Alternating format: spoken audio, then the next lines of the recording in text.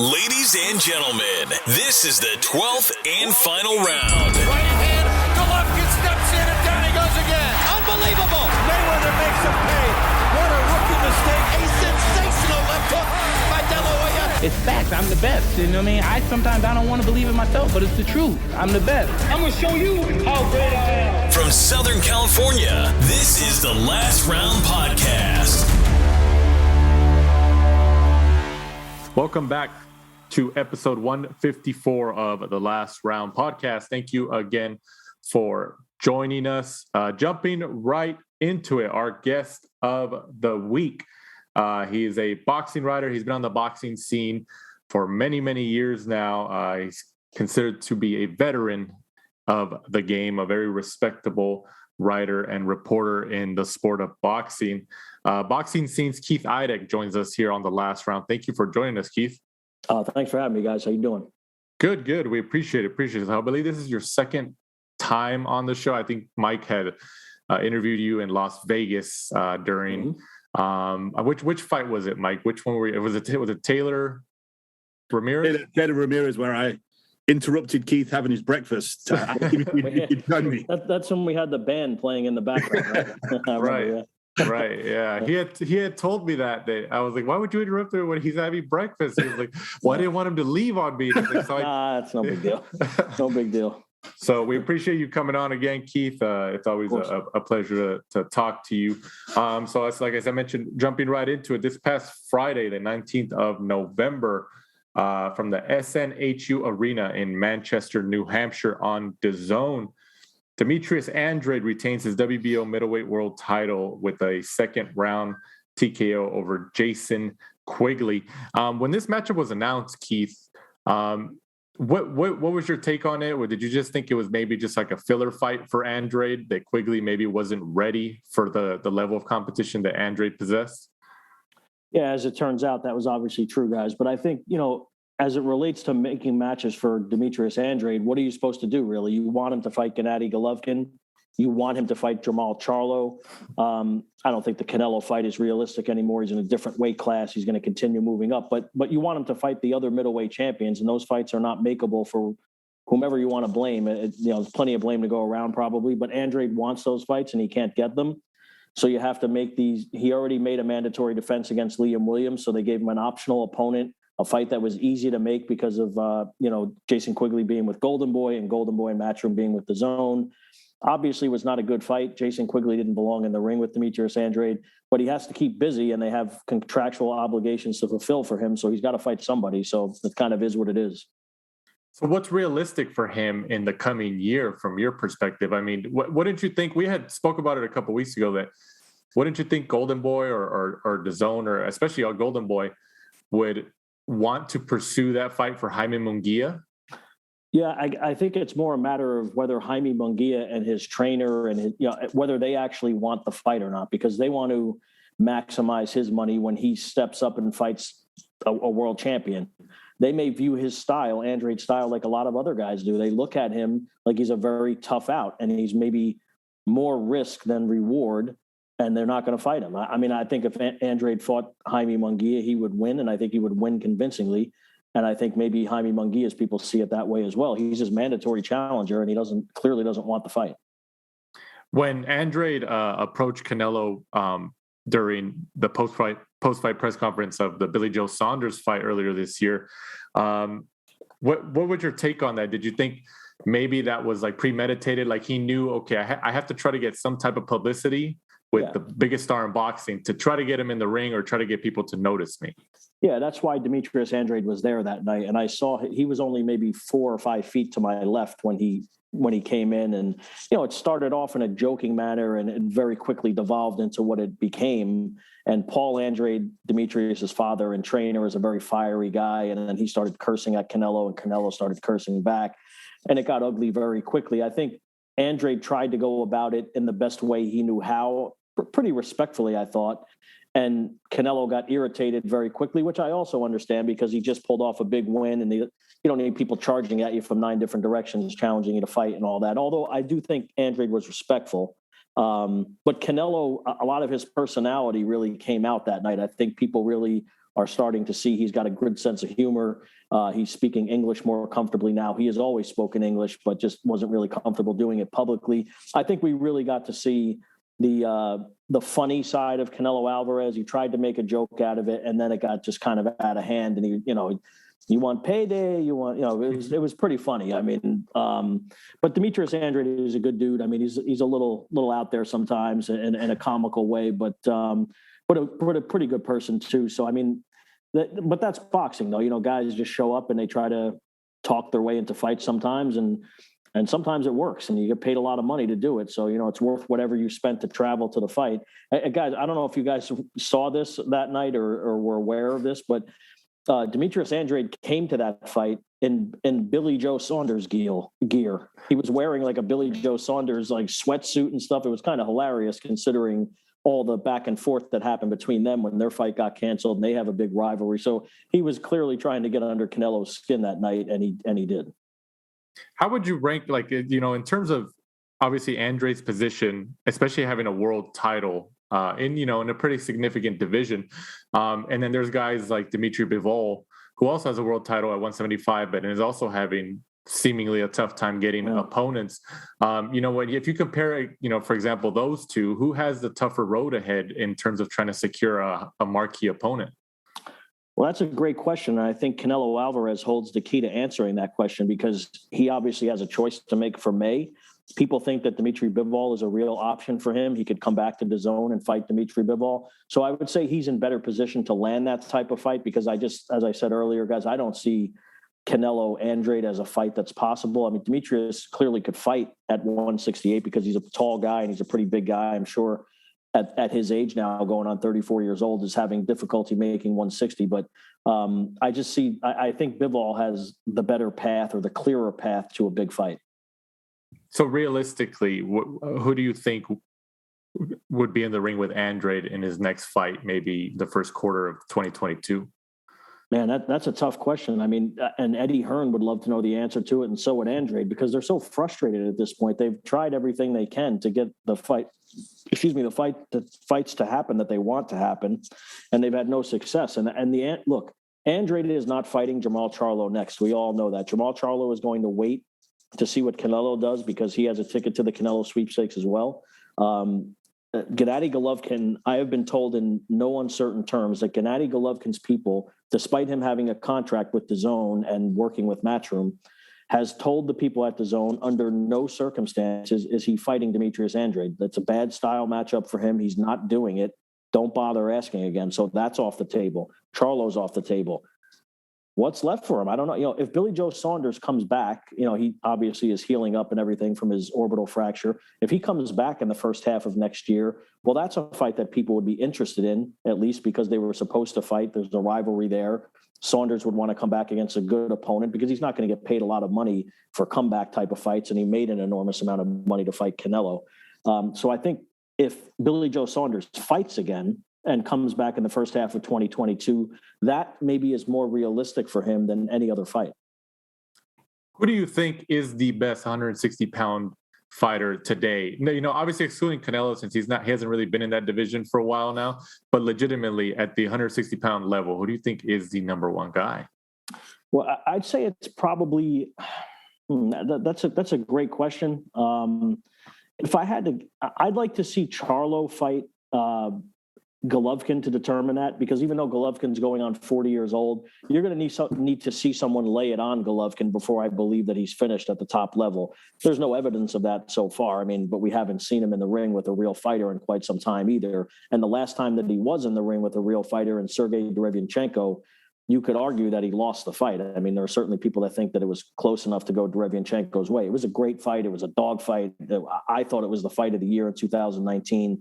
But Golovkin has only lost one time to Canelo Alvarez. I thought he did lose in the rematch. I thought Canelo deserved the nod in the first fight, whereas Gennady deserved the nod in the second fight, I should say. Gennady deserved the nod in the first fight. But I think if you saw, it's hard to leave Demetrius Andrade out of the mix, right? I mean, but those guys might be, I don't want to say more proven, but I would say it's between Golovkin and Andrade. I'd like to see that fight I'm sorry, Golovkin and Charlo. I would like to see that fight, and I think that would determine the best middleweight. And then ideally, the winner would fight Andrade for all the middleweight titles. But we're just not going to. That's not reality, and we're not going to see that. Have you heard anything, from any of your sources or reporting, Keith, in terms of Danny Jacobs? We know he's like at 168, 175. There's been rumors here and there. He's probably going to 175, and he's been at 168. On his next plans. Well, as far as I know, Danny Jacobs is waiting around for Joe Smith Jr. His manager, Keith Connolly, thinks that is the fight for Danny, that he could move up to 175 pounds. It would be a big fight in New York, they think, because Joe Smith Jr. is obviously very popular on Long Island. Danny Jacobs has somewhat of a following in New York. I don't really think it's that big of an event, to be honest with you. I think it's a decent fight, but Danny Jacobs, you could argue that he lost his last fight to Gabe Rosado. He hasn't fought in over a year. He's never fought at 175 pounds. So I don't really see the need for that fight. But it is the fight that they're targeting next. There is nothing else that they're talking about for Danny Jacobs right now. So I think he's just going to wait around, see what happens when Joe Smith fights Callum Johnson in January, and go from there. I'm not saying it's not a makeable fight. I'm just saying I don't really see the need for it. And what would it really prove for Joe Smith if he beats a guy who's really done his best work at middleweight and might have lost to a super middleweight in his previous fight? It just doesn't make a whole lot of sense to me. But on the flip side of it, Danny Jacobs has made so much money, and his manager, Keith Connolly, has done such a great job of making him enormous amounts of money, particularly for the Canelo fight. He doesn't have to fight again if he doesn't want to. Right. Yeah. He's definitely financially secure for the rest of his life. Also on the card, Julio Cesar Martinez and McWilliams Arroyo fight to a no contest for the WBC flyweight title. What was your take on this matchup and obviously the no contest result, Keith? Yeah, look, it looked like it was going to be the fight of the year, right? I mean, both guys go down in the first round. It was a hell of a start. It got off to about as much as you could ask for out of that fight. And then the cut was very bad. I mean, there's no two ways about it.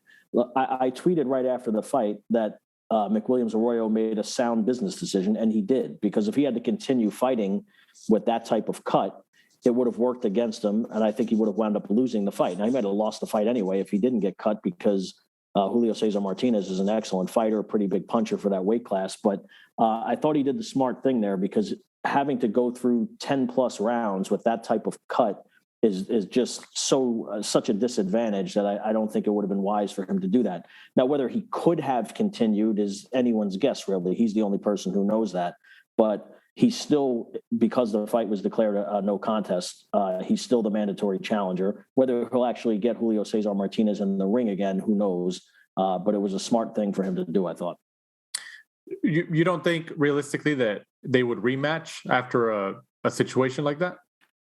Well, it's going to depend on Martinez, of course. I mean, but the WBC could force their hand. I mean, he deserves the rematch. He's the mandatory challenger, and the fight was obviously inconclusive.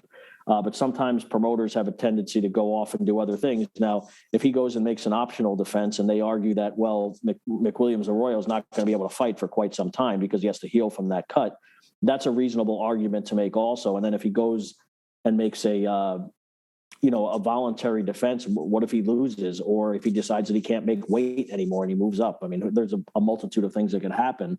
I'd love to see it again based on what we saw in the first round, but there's no guarantee that we will. Right. Yeah, absolutely. Also on the card, Akhmadaliev, MJ gets the 12-round unanimous decision win over Jose Velasquez. Akhmadaliev retains his WBA and IBF super bantamweight titles. MJ, Keith, obviously has that amateur pedigree right behind him. What'd you think about this matchup, and what's in the future for somebody like MJ? Well, it looked like MJ was going to knock out Velasquez in the first round. He hit him with some real thudding punches in that opening round, backed him up with pretty much everything. And I was like, oh, man, this is not going to last long. And then Velasquez just showed about as good of a chin, great endurance, and as big a heart as you possibly could have expected from him. Now, in the long term, that's not good for you to take a beating like he took over the next 11 rounds. I mean, for the rest of his life, that was obviously not something good for him, but it probably made him a little bit of money in the short term, because now he's a known guy and he's really a bantamweight. He's not even a junior featherweight.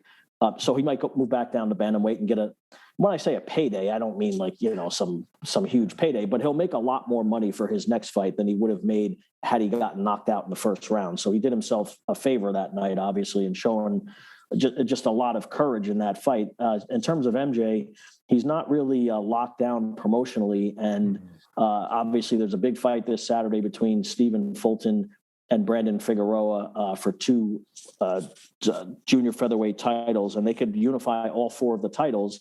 And there have been discussions preliminarily for the winner of that fight to fight MJ next year. No guarantee, of course, but that's the fight that they want.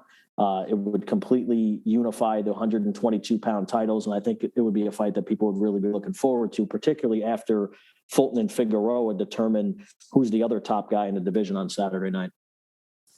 Who do you? Well, we'll touch on that fight as we get through the show here. But who would you prefer to see MJ against in terms of the winner between Figueroa and Fulton? Like if you had to pick it as a fan. Yeah, just in terms of contrasting styles, I would say Fulton. But if you want to see a dogfight, you'd say Figueroa, right? Because you can't miss him. You can't miss Figueroa, yet he keeps beating everyone. Except maybe Seha, I'm not really sure about that, but for the most part, I mean, he's beaten everyone, and he looks like a very beatable guy. Yet no one can do it. So maybe Stephen Fulton will be that guy on Saturday.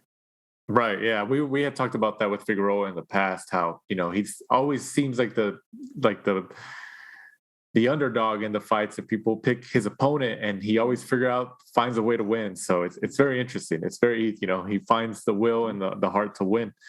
Rounding off that card, Callie Reese gets the split decision against Jessica Camara. This is for the WBA, WBO, IBO, and IBO super lightweight titles. Moving on, this past Saturday, the 20th of November, from the Mandalay Bay Resort and Casino in Las Vegas on ESPN Plus pay-per-view, Terrence Crawford gets the 10th round stoppage over Shawn Porter and retains his WBO welterweight world title in arguably the most significant victory of his career thus far.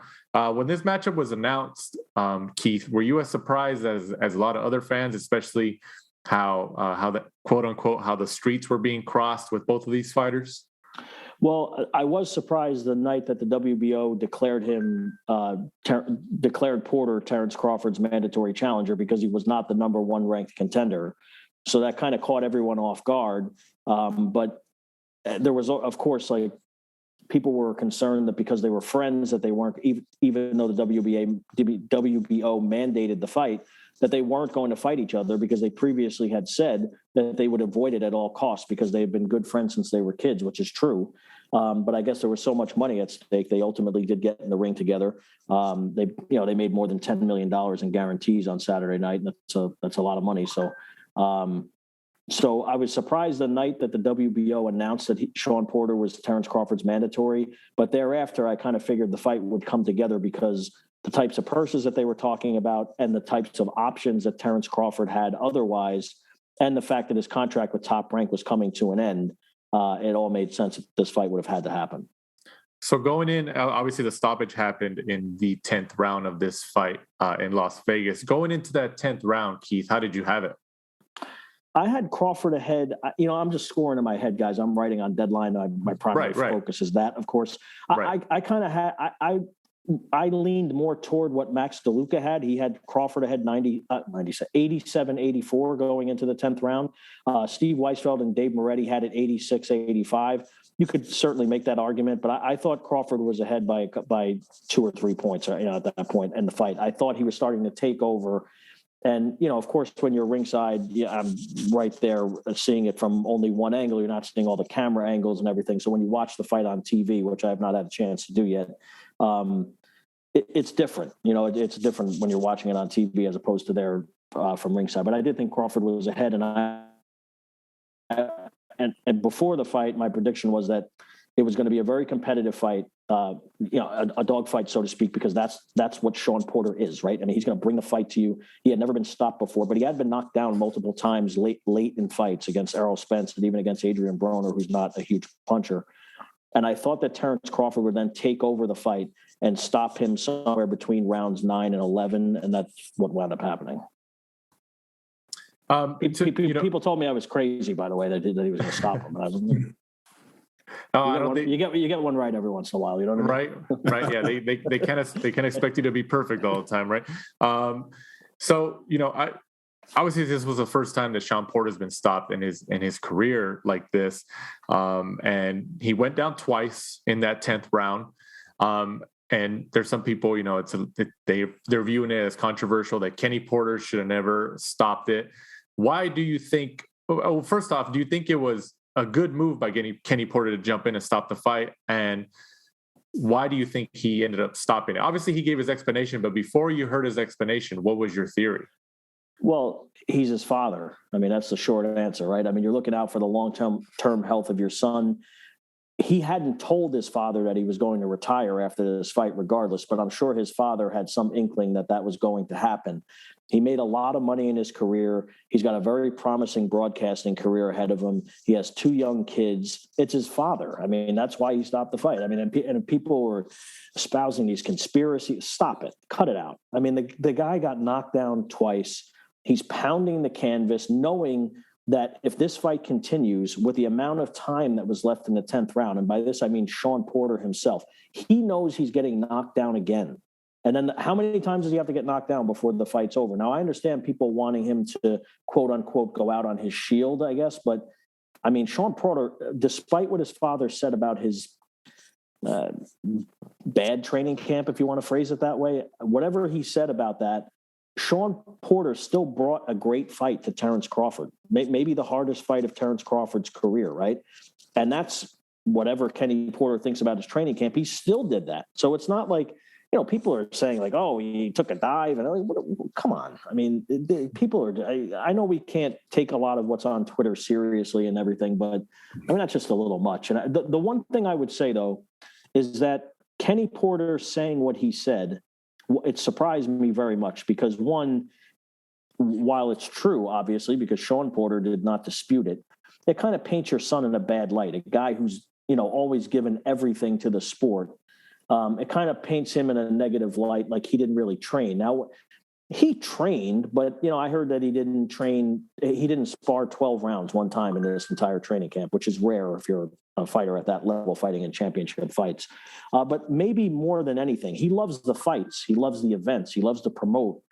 He just doesn't love the training anymore because he's been doing it since he was a young kid and he's 34 years old. So he doesn't want to, but you have to train, obviously. So, excuse me, I was surprised that he said it. I wish that he didn't say it for 2 reasons. One, because, again, it painted his son in a negative light.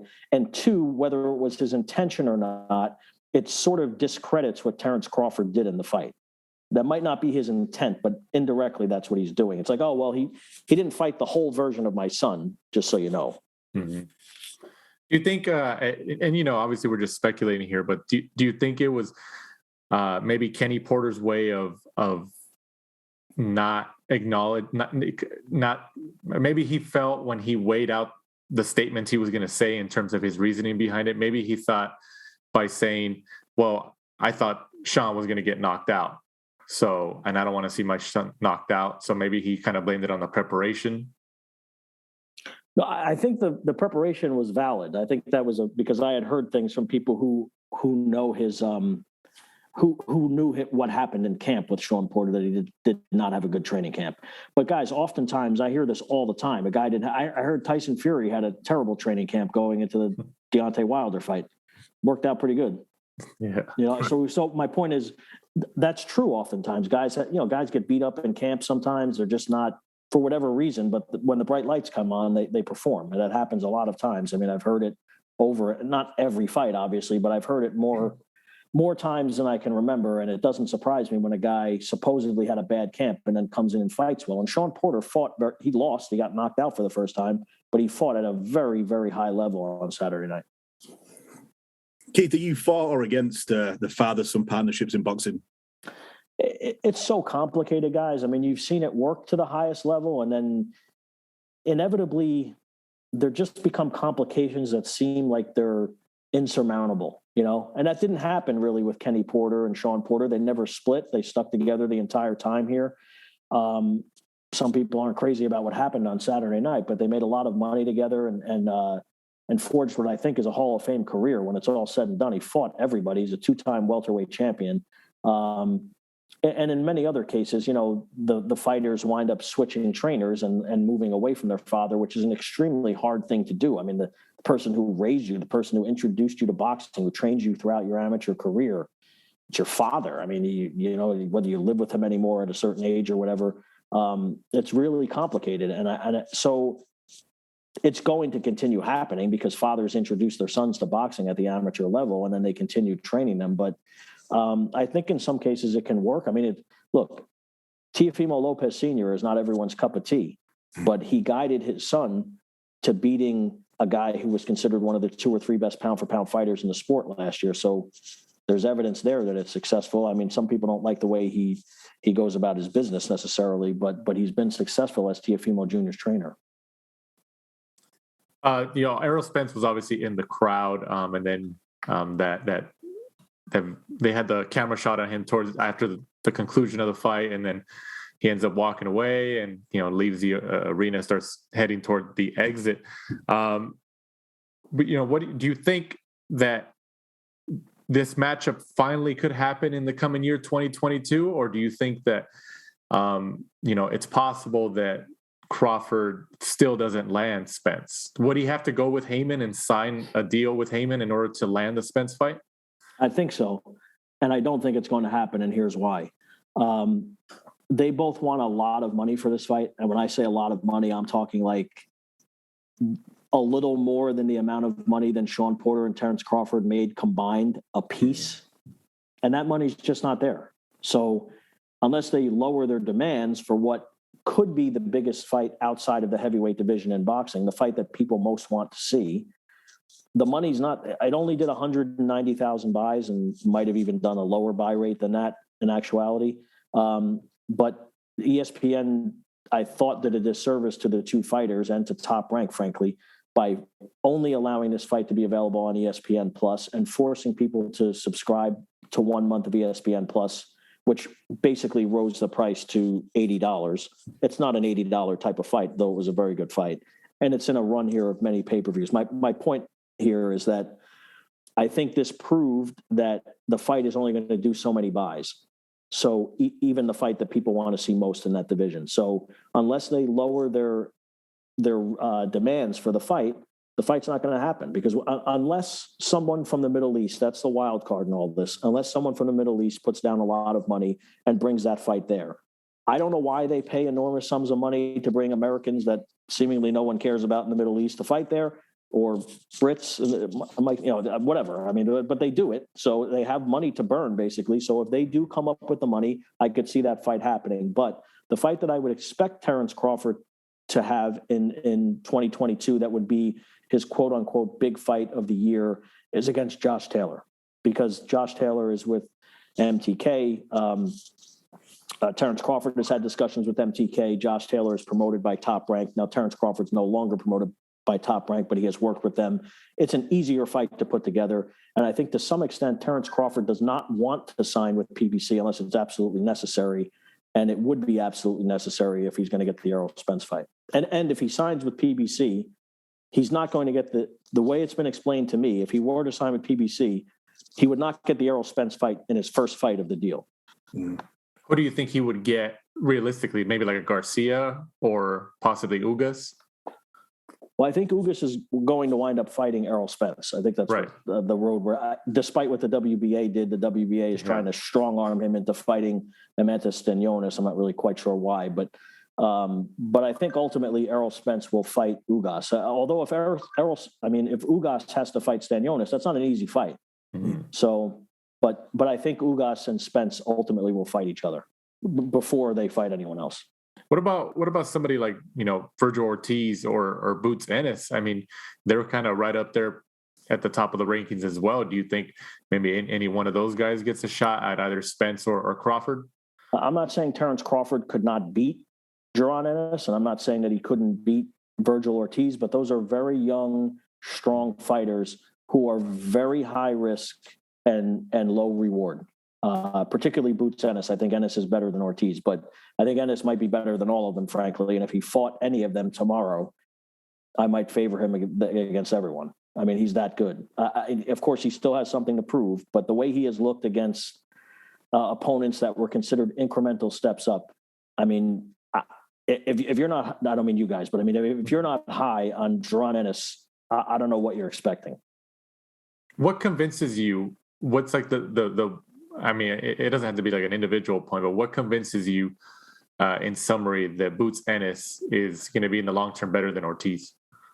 Because he's got everything. I mean, he's got speed, he's got power, he's got athleticism, and the thing that I think is most underrated about him is his ring IQ. Look at some of the things that this guy does in terms of switching stances, in terms of placing his punches.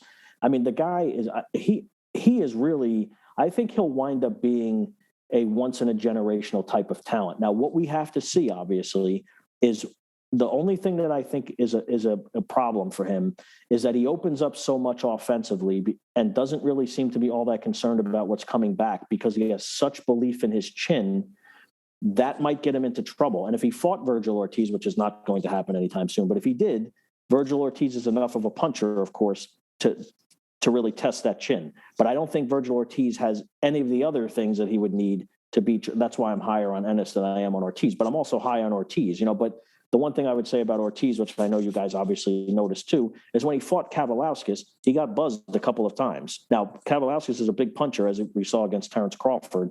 But we haven't seen that with Jaron Ennis, who probably hasn't fought as big a puncher, or he hasn't fought as big a puncher as Kavaliauskas. But like I said, the only thing I would be somewhat concerned about with Ennis is that he's so confident in his chin and everything else that he does that he might get a little reckless sometimes. And even he said that after his fight against Delorme and before his fight against Delorme.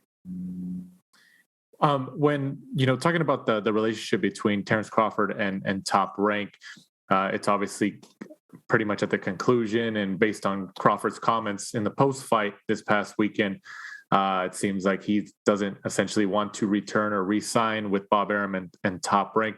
Do you think when Bob Arum made the comments, obviously Bob Arum is a very colorful guy, especially as he as he's in his golden age of years and stuff like that. But do you think when Bob Arum made those comments in those interviews, I believe within the last year and a half or so, where he was saying that he loses money with Crawford on all his fights and all that, do you believe that Arum knew, okay, he's probably not going to come back, I might as well just let it all, just air out the dirty laundry? It's possible, guys, and Terrence Crawford certainly didn't forget the things that he said, and Crawford was very respectful, at least publicly, after Bob made those comments. He said, look, I've made a lot of money with Top Rank. They've been very good to me. And he didn't say anything back, which was somewhat noble. I mean, he could have fired back if he wanted to, but he would have been well within his right. I'm not, maybe that's why Bob said it. I don't know. I mean, sometimes Bob says things and I'm just like, well, what? Like, he's, look, he's going to be 90 years old in a couple of weeks. And I know that people on Twitter, I had some exchanges with people this morning even, and like, well, just because he's 90 years old doesn't give him of course it doesn't, but like, you don't understand. And I don't mean to, to talk down to people or anything, but like, the people on Twitter don't have a 25-year history with Bob Arum like I do. So I know Bob Arum very well. He's always been, I have a good relationship with him. When he blows up like that and stuff, I don't take any of this personally. And I think that's maybe the foremost thing that I would tell people to anyone covering boxing, just don't take it personally. If someone makes it personal, well, then that's a different story, but don't take any of it personally, because it's not personal. It's strictly business. And look at it this way. I'm 50, right? I get a little cranky later in the night, right? If I was 90, I mean, how cranky might you be if you have people peppering you with questions when it's like, I don't know what time it was, 11 o'clock or 10:30 or whatever it might have been on the West Coast there, So again, I know it's funny to people and stuff, and people are like, oh, how do you just stand there when he's like cursing? Because 5 seconds later, he was right back to the way he was before. It's not, it's not that big of a deal. You touched on, the 25-year history, covering Bob Arum and being around him, having some type of a reporting relationship with him and Top Rank. Just before we came on air, I mentioned that I would ask you, obviously during fight week last week, prior to the bout, You asked him a question about, I think, Spence and Crawford, and he snapped at you. In those 25 years, was that was right after the fight, actually. Oh, that was right after the fight. I thought it was before. Yeah. Okay. What I asked him was, does what Errol Spence? Sorry to cut you off, but what okay. Did what Errol Spence saw in the ring that night? Do you think that'll discourage him from wanting to fight Terrence Crawford? Meaning how he beat up Sean Porter. And he said, "How the fuck should I know?" That's what he said. So, right. But again, 5 seconds later, and I said, "Well, I would." He said, "Why don't you ask Errol Spence?" And I said, "Well, he left, so we couldn't ask Errol Spence." And he goes, "Oh, well, he left." And then he just went back to the normal tone of voice. It's not. In some ways, it's shtick to some degree. You know what I mean? Like the blowing up, and it's not really all that serious. You know what I mean? So that's the way I look at it. How many times in the 25 years of you covering Bob Arum has that happened to you? I talk to Bob very often on the phone. You know, obviously I see him in person at the fights and everything, but I talk to him frequently on the phone. And I wouldn't say all the time, but we have plenty differences of opinion where he gets, you test him a little bit and you push back and he gets a little irritated. But okay, no big deal, and then the conversation just continues and we talk about the Giants and his family. And, like I said, when you know someone, it's a little different than, I didn't just show up yesterday and start covering boxing. So it's a little, and he's generally very respectful toward me. So again, I didn't really take all that much offense to it, You touched on earlier, Keith, how Crawford-Porter reportedly, at least it was reported by Yahoo Sports' Kevin Iole, that it performed at 190,000 units. And then you touched on how you actually had a tweet. I'll read it for our listeners who haven't seen your tweet, but you quote tweeted Kevin Iole's tweet about that and put, "Someone please explain," and I know you touched on it earlier, but I'm just going to read it. "Someone please explain to me again why it makes business sense to prevent people from buying boxing pay-per-views through cable and satellite providers, particularly people with disposable income who are used to purchasing in those ways. Restricting a niche audience seems to be short-sighted." And then there was one response, and I know you responded to, that said, they wanted 100% of the 190,000 pay-per-view buys instead of 50% of the 400,000 buys. Can you elaborate on, that person's response to you? I know you responded here, but, just for our listeners who aren't on Twitter. Right. Because, their point is that obviously they keep ESPN keeps a certain percentage of the money, and I don't know what the percentage is because we're not privy to the contracts, right? But ESPN takes a certain percentage and Top Rank gets a certain percentage, but it's not a 50-50 split anymore among the cable and satellite operators and the promoters. It used to be that way for a very long time. It was 50-50 because they're the outlet of your fight, right? I mean, they're the ones providing it. Without them, you can't do any business, right? So that was probably a fair split way back when, but then the promoters saw it like, well, we have the talent and you're not going to make any money without our talent. So they renegotiated with Heyman and Top Rank. So I just think that my point of the original tweet was by restricting people from buying the event and only allowing them to buy it through ESPN Plus, and then forcing them basically to subscribe to 1 month of ESPN Plus, which is a good product. I have ESPN, but I have no problem with ESPN Plus, but forcing people to buy something else in addition to paying $70 for the pay-per-view, I thought was unwise. And the thing that I think is short-sighted more than anything is you're eliminating potentially hundreds of thousands of buys. Now, I'm not saying the fight was going to do 700,000 buys if it was available on cable and satellite companies, but it would have done more than 190,000, which was the rate that was reported. I mean, there's always discrepancies because the numbers trickle in, not in the case of ESPN Plus because they get the numbers instantly, but in the case of cable and satellite being involved, it takes a while for the numbers to come in. So that's why you often see it reported like it could get to 800,000 or it could get to 600,000 or whatever, because sometimes it takes months to get all the numbers tabulated. But I just thought they left money on the table. And while I understand why ESPN Plus did it, right? Because they're trying to grow ESPN Plus. So you want to get as many subscribers as possible. That makes perfect sense from the standpoint of ESPN Plus, from the standpoint of growing boxing's audience, which might not be their ultimate goal. It clearly is not, right?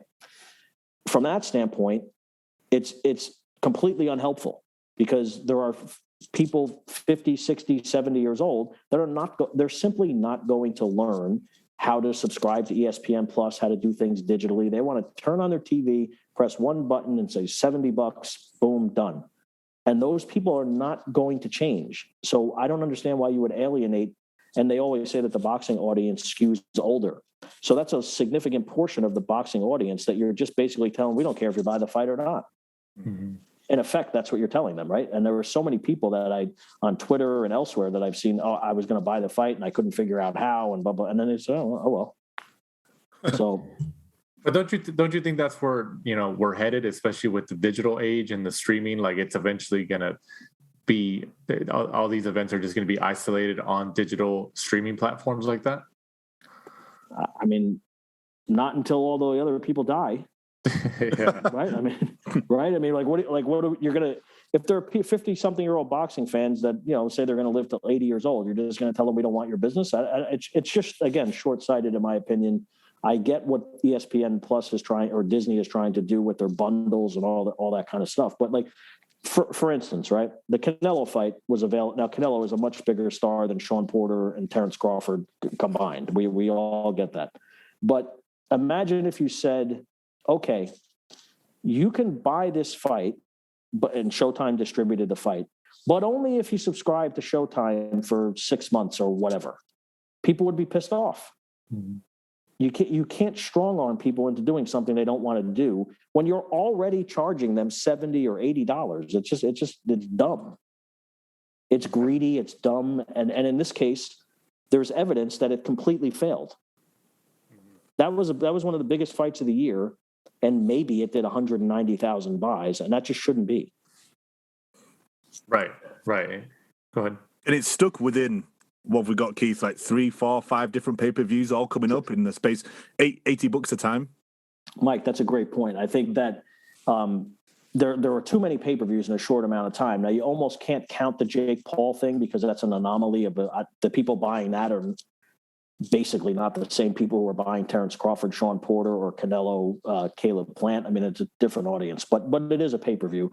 But you have Tank, you have Sean Porter and Terrence Crawford. What were there, 4 of them basically in like a 2-month span? There's 4. It's like every other week almost, though not technically on the calendar every other week. But it comes out to almost every other week there being a pay-per-view, and that's too much. At a certain point, people have families to feed and only so much disposable income, and even the biggest boxing fans have to make decisions sometimes. Now, of course, look, let's not be naive here. People are stealing it all over the place, which also damages the buy rate. People, until they figure out how to police piracy, which they have not done, and maybe an unwinnable battle anyway, but until they do that, you're going to lose hundreds of thousands of buys because people figure out ways to steal it. In terms of pay-per-view, Keith, have you heard anything about DAZN? Because there was like some, I don't want to say rumors, but just some some wording out there that Triple G Murata at the end of the year, New Year's Eve, was possibly going to be a pay-per-view on DAZN. Is that still possible? Have you heard anything on that front? Yeah, I've heard some of those rumors as well, but nothing concrete on that, guys. But Eddie Hearn did say that they're going to do pay-per-views moving forward. It's a little crazy that the company that announced the death of pay-per-view when it launched 3 years ago is now going to do pay-per-views. But they did Canelo's last 3, the previous 3 fights that Canelo did on DAZN were all available on traditional pay-per-view outlets, cable and satellite. They were. It wasn't really publicized all that much, but they were available to those people. So they didn't do a tremendous amount of buys, but it helped. It provided some revenue. Right. Yeah, absolutely. Also on the card, Isaac Dogboe gets the majority decision over Christopher Diaz. This was for the NABF featherweight title. What'd you think about Dogboe's performance, Keith? I thought Christopher Diaz won the fight. I thought he won 96-94. Again, I'm scoring it while writing on Deadline, so I got to take it with a grain of salt to some extent. But I thought a draw was the worst that Christopher Diaz deserved. One of the judges scored at 97-93 for Dogboe, and that just isn't what happened on Saturday night. So the look on Dogboe's face even seemed like he was surprised when they said 97-93. He probably thought that he lost when he heard that score. And I was told that Dogboe's people actually apologized to the top ranked people sitting ringside before the decision was announced for the way that he fought. So they weren't all that impressed either. Oh wow. That's definitely interesting.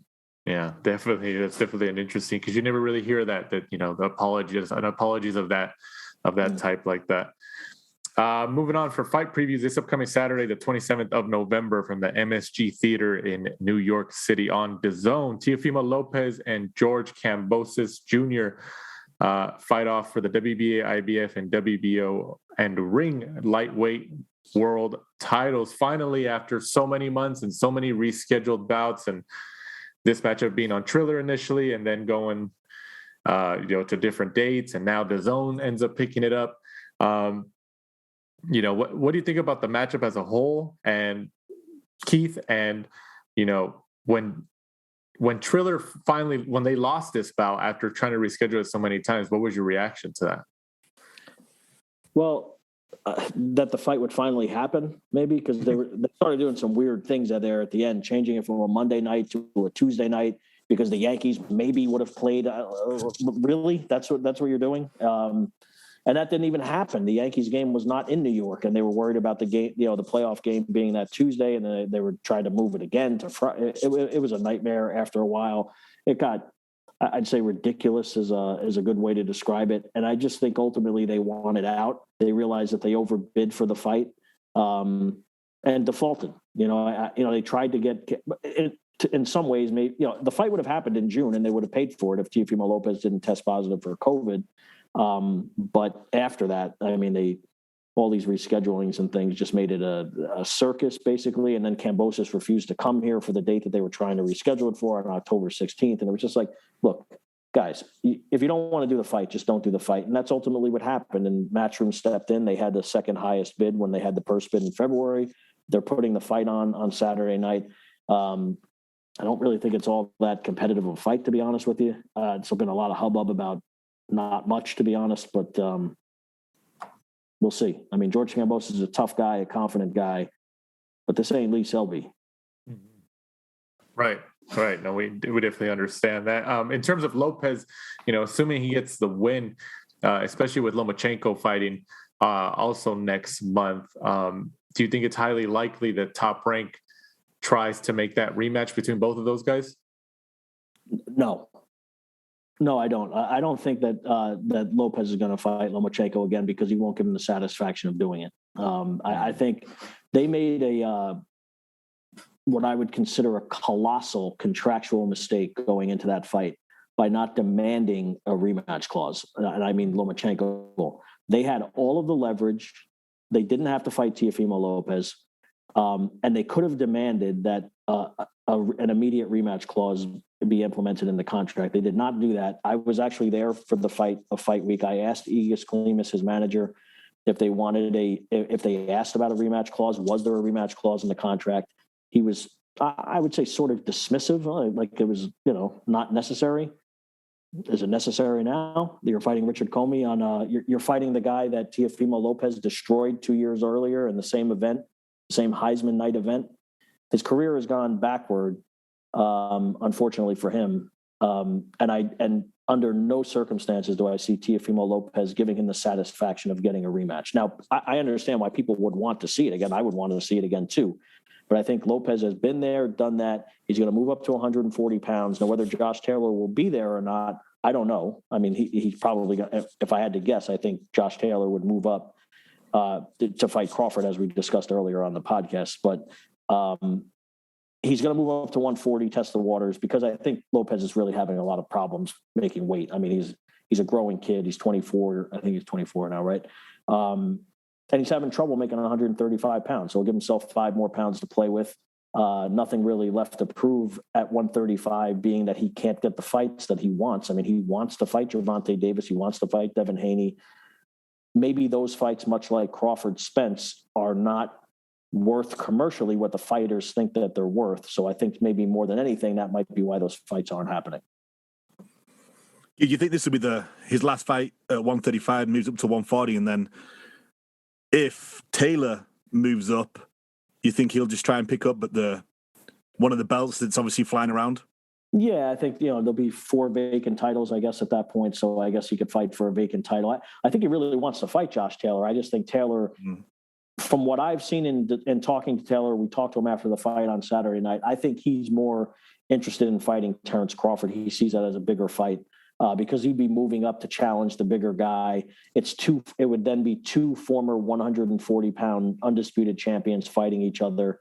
And the fight would do, huge. I think that fight would do bigger business in the UK than Taylor Lopez. Crawford has fought there before. He fought Ricky Burns. Top Rank seems to think he's popular in the UK. Mike, you would know that maybe more than I would, but Josh Taylor is certainly popular in the UK, and they think they can do it at an outdoor stadium there, and it would be a big event. So I think, to answer your question, though, I think if Teofimo moves up to 140, he'd more than likely fight for one of the vacant titles. Who would you favor in a Taylor Lopez matchup, ideally at 140?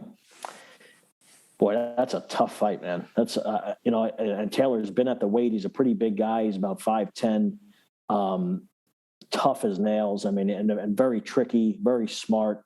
Probably a bigger puncher than people realize, and Jose Ramirez found that out on May 22nd. I'd probably slightly favor Taylor in that fight, but Lopez is he's not tiny, but Taylor is obviously bigger and is much more accustomed to fighting in that weight class.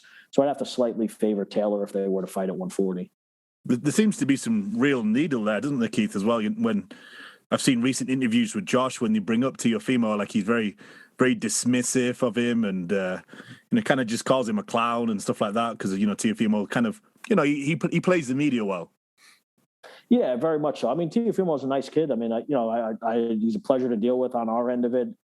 His dad, can be overbearing a little bit sometimes, but I don't dislike his dad either. But Teofimo is a nice kid, and he knows how to play the game with the media. He's very accessible. Josh is too. I mean, he just doesn't live in the United States. He's not as available to us, but there's a huge media contingent in the UK that he's available to quite often. So, I think Taylor takes offense maybe more to what Teofimo Sr. says than what Teofimo Jr. says.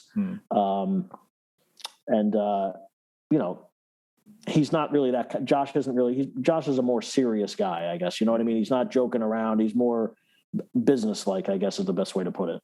He has a short fuse. Yeah, exactly. Yep. Also, this upcoming weekend from the Park Theater in Las Vegas, Nevada, once again on Showtime, like we touched on earlier, Brandon Figueroa goes up against Stephen Fulton. This is for the WBC and WBO Super Bantamweight titles. You mentioned earlier, Keith, that I feel like you're a little bit higher on Fulton. So, are you leaning towards him taking the W this weekend? Yeah, I just think, look, people keep betting against Brandon Figueroa, and he keeps proving everyone wrong. He just stopped Luis Neri. Fulton actually predicted, because I spoke to Fulton a few days before that fight. He was he was at the fight and everything. He actually predicted that that Figueroa would stop Neri, which not a lot of people were predicting. So he knew what he was watching there. And he knows that this is a tough fight. I mean, Fulton has said a lot of things from a promotional standpoint that I know that he doesn't necessarily believe, because I spoke to him the other day in Las Vegas. He knows this is going to be a tough fight. But I think he's more diverse. I think he's not a big puncher, but neither is Brandon Figueroa. Brandon Figueroa is more of a volume puncher who eventually will wear you down and keep coming and keep coming and keep coming. I just think that Fulton is very well conditioned. He's a more diverse fighter than Luis Neri, and he's a real 22-pounder, whereas Neri is an 18-pounder who just had, momentous problems making weight his entire career, but really is best suited to be a bantamweight. So here he's fighting a guy who's, is tall enough, he's 5'7.5", 5'8", or whatever, Stephen Fulton, and has been a 22-pounder his whole career. So he won't have that advantage, at least going into the fight, but it's an excellent fight. It's like the highest level fight you could have at 122 pounds. And again, people discount Brandon Figueroa at their own peril, I guess, because he keeps proving everyone wrong. I think this is the night that he loses, but in a very good fight. If Figueroa ends up winning and obviously proves you wrong, because obviously you're going with Fulton, will you never go against Figueroa in the future, knowing that he keeps proving you wrong? Well, I guess he probably doesn't care what I think all that much, but look, people keep doing it, like I said, and people keep getting proven wrong. I wasn't all that surprised that he beat Neri, just because I didn't really think Neri was a 22-pounder, and I didn't think he looked great against Aaron Alameda in the previous fight. So I wasn't stunned. It's just that Brandon is so fun to watch, but he's so flawed defensively. He gets hit with everything. And eventually you're going to come across a guy, and I'm not saying Stephen Fulton's the guy to stop him, but eventually you're going to come across a guy who's going to be too much of a puncher for you to fight like that. Keith, it's like I used to do that with Josh Warrington. When he fought Selby, I was like, oh, he's going to get smoked. When he fought Carl Frampton, I was like, nah, he's going to get smoked. Same sort of thing. Yeah. And then somehow Mauricio Lara is the guy who beats him. Right. When we let our guard down, that's when it exactly. It ends right there. Moving on to the news and notes section as we go towards the finish line here on this week's episode of The Last Round. Jermell Charlo and Brian Castano, their rematch is being targeted for sometime in February of the beginning of 2022 in Houston, which is where the Charlo brothers are from. They obviously fought to an entertaining draw earlier this year. Do you think, who do you give the edge to in a possible rematch in February, Keith? Man, that was such a good fight, wasn't it? I mean, could have gone either way, obviously. There are a lot of people who think Castano should have won. I'll say this, Castano is going to have to fight a hell of a fight in Houston to beat Jermell Charlo, right? I mean, the last fight was in San Antonio, not his home, close enough, but not his hometown. Now he's actually going into his backyard. The fight's not finalized yet, guys, by the way. It's there's still money to be hashed out because Brian Castano wants to be paid handsomely for the trouble of going to, imagine if you asked, not that Showtime televises fights from Argentina, but imagine if you said, okay, well, come down to Argentina. What would Charlo say, right? So it's, same principle applies on the other side of it. He wants to be paid for the trouble. He thinks that he won the first fight, and there's certainly an argument to be made for that being true. But it's the best fight that you could make at 154 pounds. And, the mandatory guys, Tim Tszyu and other guys who want their title shot are simply going to have to wait until they determine the best 154-pound fighter in the sport, which hopefully we'll get in February. You're literally saying to Castano, you're going in as the B-side into his home ground, so you're already going to be 2 rounds down. So I'd want to be paid handsomely as well. Well, absolutely, and you might have won the previous fight, and you believe that you did, and not quite as hostile territory, but certainly not anywhere near his. It's a lot closer to Charlo's hometown than his own. Right, exactly, yeah. Right, that's true. And then you touched on earlier, Joe Smith Jr., Keith. Him and Callum Johnson have reportedly agreed for a light heavyweight clash that will headline an ESPN show and sometime in January in Verona, New York. What do you think about that matchup? And then if Smith Jr. ends up getting the victory, obviously, do you see a Danny Jacobs fight sometime next year?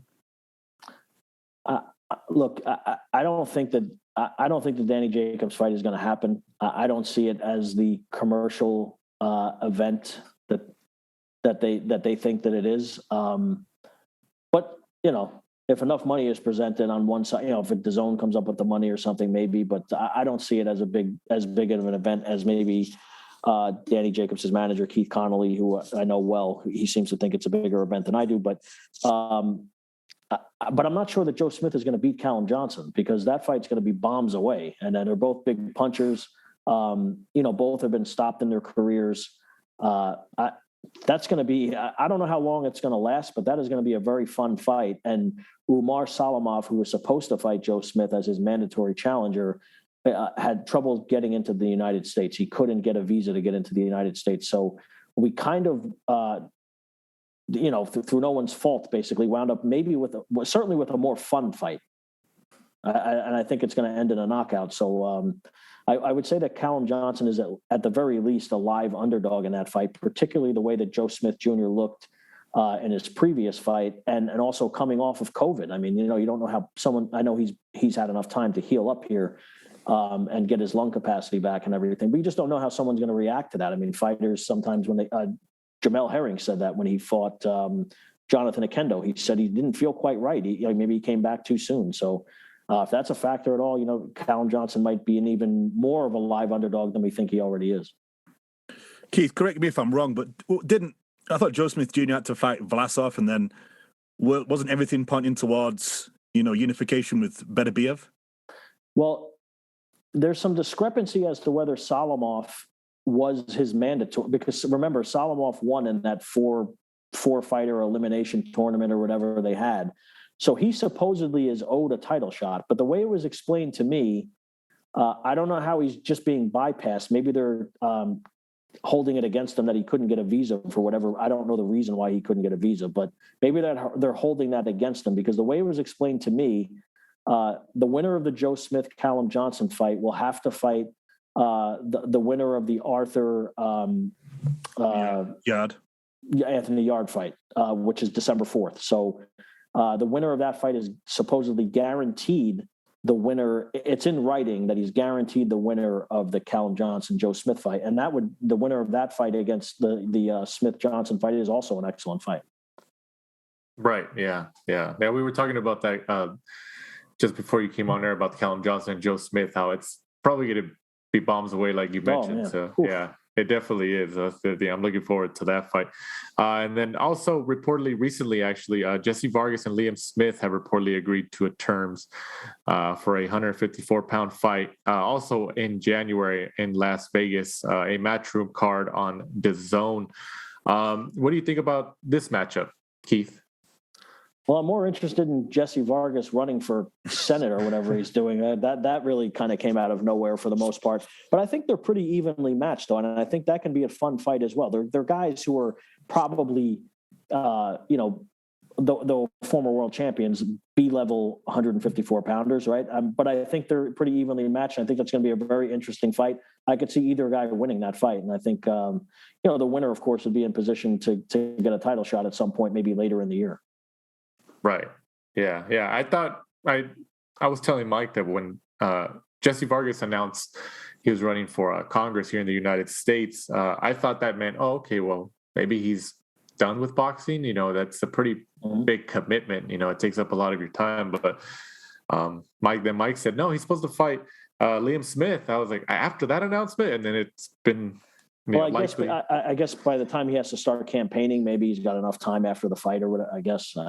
Right. No, yeah. If you look at it that way, that makes sense. And then you got Tank Davis, next weekend at Staples Center. It's on a Sunday, of all days. Sunday cards don't really happen, or at least with that magnitude, against Isaac Cruz. What do you think about that matchup? And do you think Cruz will be a more competitive opponent than Rolly Romero? I asked Gervonta Davis that last week. They had a virtual press conference, and I said, does he think he has a tougher fight? His initial response was yes. And then he thought about it for a second or two, and he said, I'm not really sure, because Cruz is more of a conventional fighter, though they're both right-handed fighters. He's more of a conventional fighter than Rolly Romero, who's very awkward and throws punches from crazy angles and certainly sells the fight better than Isaac Cruz does. But I don't know that it's necessarily a tougher fight, because I don't think that Isaac Cruz is all that big of a puncher. They've sort of made him into a puncher because of what he did to Diego Magdaleno, which I think was more of an aberration than anything. Just maybe Magdaleno being in the wrong place at the wrong time at the wrong point in his career. Great win for Isaac Cruz, but he hasn't knocked anyone else out in the other 5 of his past 6 fights, I think it is. So he's not really a big, in my opinion, he's not really a big puncher. Romero is a big puncher, but much more limited than Cruz in general. So I think that Gervonta Davis was a heavy favorite to beat Rolando Romero, and is a heavy favorite to beat Isaac Cruz. Cruz will come and press the fight and make it a fight, but I think ultimately Gervonta Davis, too strong, too fast, a huge puncher, and I'd expect him to knock Isaac Cruz out.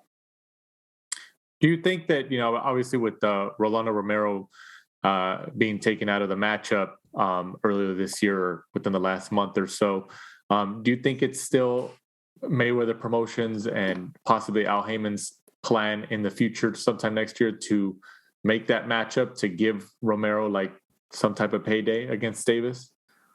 Well, it depends, obviously, what happens with this investigation, which is still ongoing, right? I mean, if he's charged with a crime, who knows what's going to wind up happening. If he's charged and maybe has to do jail time, which we have who knows what's going to happen. I think it just depends on where he is. But if he is not charged with a crime after this investigation, well, then he's going to fight, because we have numerous instances in boxing where guys are charged with sexual assaults, other physical assaults, and haven't done jail time, and they've continued to fight. They were in a tricky position because this all came up, right in the middle of the promotion of the fight. And they're like, look, we don't need this kind of heat on the fight where a guy who's being accused of sexual assault, and again, innocent until proven guilty. That's a pretty important thing to note here. But you don't need that type of negative attention while you're trying to promote a fight, when frankly, Isaac Cruz was the backup in case anything happened to Rolando Romero anyway, and was already training and was going to fight on the undercard. I think they just did the smart thing there and just removed him from the fight. Pay-per-view worthy fight, Keith? Not really. But at this point, they feel that Gervonta Davis is a pay-per-view fighter, no matter who he's fighting. Now, there's some evidence that that's true based on what the buy rates were for his last couple of fights, which are around and a little more than we got for Crawford-Porter on Saturday night. And Crawford is, at worst, the number 2 pound-for-pound fighter in the world, I think. So he's doing more pay-per-view buys than Terrence Crawford. He has resonated more with the public than Crawford has. So Showtime's not putting up huge guarantees or anything for these fights. So, I mean, they're taking the risk, banking on Gervonta Davis being a pay-per-view fighter, which he has proven to be thus far. He's not making, 8-figure purses here for these fights. So, I think next year, though, they're going to have to put him in with better opponents. Rolly Romero might well be one of those opponents next year, and that fight is a very promotable fight because Rolly Romero says some of the craziest stuff I've ever heard. But I don't think it'll be all that good of a fight because I think Davis is just much better than him. But it'll be a very good promotion if he gets past this case and he's not charged and jailed, which is a big if. But otherwise, I think Gervonta Davis needs to start fighting some of these lightweights that people want to see him fight, or maybe even if he's going to move back up to junior welterweight. I think he's done at 130, to be honest. I don't think he's going to go back down there again because he's getting older now, tougher to make that weight. How much did it throw you? I think I might have got this wrong, but isn't it Charles Martin and Luis Ortiz are doing a pay-per-view? They are. Yes, they are. $40. It's $39.99. That's $39.99 too much as far as I can tell. It's on New Year's Day when people are consuming college football in the United States, and good luck. I don't know. I was told toward the end of this year, sometime in the fall, that Fox was going to move forward with the 4th year of that deal, but they were going to focus more on pay-per-view fights than Fox fights and FS1 fights. So they'll still do some of those, but will primarily focus on pay-per-view fights. Luis Ortiz against Charles Martin is an interesting fight because Charles Martin can punch, and Luis Ortiz may or may not be 65 years old. So it's an interesting fight, but it's not a pay-per-view fight. I mean, what are we doing here? I mean, people didn't buy, and they don't think they're going to do 190,000 buys, but people didn't buy Terrence Crawford against Sean Porter, and you think they're going to buy Luis Ortiz against Charles Martin? I mean, did they just have fighters under contract that they had to give fights to? Yeah. It's all economics. That's all. And they're trying to satisfy their financial obligations, which I understand. And I don't know what the numbers are in terms of what their guarantees are in the purses. But if they did 20,000 buys, I mean, I don't know how much more you could be expecting than that. Right.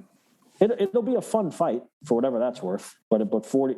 Like I said, $40 is too much. If maybe it was $20, maybe you might get more people to bite on it. They're home. People are home after partying on New Year's Eve and all that, and they're staying home that night and maybe they might buy it. But I don't know, man. You got to give people more for their money than that. Even if you're lowering the price to $40. And Mike, as you know, where you're from, somebody charges you $40 for a pay-per-view, they'll smack you in the face. They're not paying 40, 30. They don't want any of that, and they're making this like it's a bargain, Yeah, because in the UK, it went up to £20, and people were outraged at that. And then they slowly moved Joshua up to, £25 because of his, right. His guarantee was probably getting higher and higher. And, the fans weren't happy with that.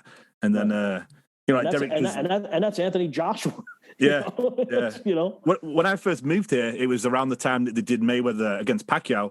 And I remember it came up on TV. And I think it was wasn't it $100 for the HD version of the fight? Yeah. Yeah, and I remember taking a screen. I took a photo of it and I sent it to all my friends in the UK. I'm like, they pay $100 for a pay-per-view in the US? Yeah. No, it's just I couldn't believe it. Well, it was the fight of the century, or right. so we thought. Right. One last thing before we finish up here, Keith, and once again, obviously, we appreciate your valuable time here on the last round. DAZN and Golden Boy have reportedly renewed their deal multiple years. I believe it's 3 years. What's your reaction to that? And then do you think that Oscar De La Hoya and Golden Boy initially thought that they could probably secure some dates with Triller before Triller started kind of going in their respective direction after the Kambosos Lopez debacle and everything? Do you think the initial plan for De La Hoya was to try to get some Triller dates? We had all heard that, obviously, that was the route that they were thinking of going. But here, I think it's a safe move for both sides, right? Golden Boy is with an established company that has done well by their fighters. DAZN gets some inventory that people want to see. Virgil Ortiz first and foremost. I think Ryan Garcia, Jojo Diaz. They have fighters that people want to watch. So I think it was a smart move by both sides. And I think if Triller were more stable and they had some sort of sensible business plan moving forward, maybe that's something that Golden Boy could have really explored more than they did. But here they had to do, it just made much more sense for them to go with DAZN because the company is much more financially stable. They have dates and they've been in the US market for 3+ years, and it just made much more sense for them to do that. Right. Yeah. I think that's a very good way to put it. It was like the safe route to go. Obviously the deal is likely not worth as much as when Canelo was involved, but right. You need dates for your fighters because you got Virgil Ortiz, Jojo Diaz and stuff that, people still want to see. So there's some demand there. So once again, we appreciate your time, Keith. Before we let you go ahead and let our listeners know where they can find you and follow you, where they can find your work, obviously on boxingscene.com, but anywhere else that you contribute to, go ahead. Yeah, no, it's just on boxingscene.com, and my Twitter handle is just my last name. It's at Idec Boxing, IDEC Boxing, and I just tweet about boxing. You're not gonna if you're looking for political commentary or whatever else, you're not gonna find it with me. But I don't tweet a ton. I probably should tweet more, obviously. But if you want to read my work, it's on boxingscene.com all day, every day. So we try to churn it out as best we can. Absolutely. And then before we sign off here, Mike, go ahead and let our listeners know where they can find us and follow us. We're at The Last Round 12 on Instagram and Twitter. And be sure to join us next week. We'll be previewing the Lyndon Arthur, Anthony Yard rematch, Devin Haney, Joseph Diaz, and Javante Davis, Isaac Cruz. So a busy weekend. Busy weekend. We love busy weekends in boxing. So for once again, our guest of the week in Boxing Scenes, Keith Idec. For my co-host, Michael Shepard, I'm Danny Z. This is The Last Round. Thanks for supporting and listening to the show. Follow us at The Last Round 12 on social media. Rate, review, and subscribe. This is The Last Round